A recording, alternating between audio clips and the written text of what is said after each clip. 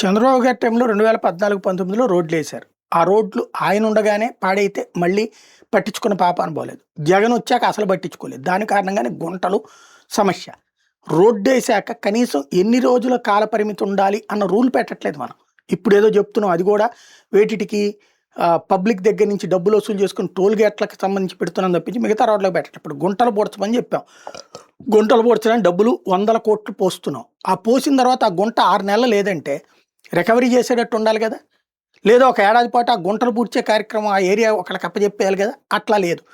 కానీ జగన్ టైంలో ఎవడో ఒక సంస్థోడు పైడాల అనేటటువంటి సంస్థోడు, జగన్ కూడా కాదు, కిరణ్ కుమార్ రెడ్డి అధికారంలో ఉన్నప్పుడు వాడేదో రోడ్డు వేసాడట, ఆ రోడ్లకు సంబంధించిన గుంటలు అట్లాగే ఉన్నాయి అంటూ దానికి రికవర్ చేయమని చెప్పేసి ఈనాడు వార్తలు రాయడం. ఇప్పుడు 4 కోట్లు రికవర్ చేయమని చెప్పేసి కలెక్టర్ ఆదేశాలు ఇచ్చారట. నెల్లూరు ఎస్సీకి ఆర్ఎన్బి ఉన్నతాధికారులు ఆదేశాలు ఇచ్చారట. ఏది 2012లో రోడ్లకి. ఆ లెక్కనైతే 12 తర్వాత 14 తర్వాత కట్టిన రోడ్లకి ఎంత రికవరీ వసూలు చేయాలి అంటే, అయిన వాళ్ళకి ఆకుల్లో కాని వాళ్ళకి కంచాలని. మన వాళ్ళైతే గనక తప్పు చేసినా కాపాడుకు రావాలి, ఎదురోళ్ళు అయితే గనక తప్పు చేయకపోయినా సరే వెంటాడాలన్నటువంటి ధోరణి మన జర్నలిజంలో ఉండటం అనేది ఒక శాపంగా మారుతుంది.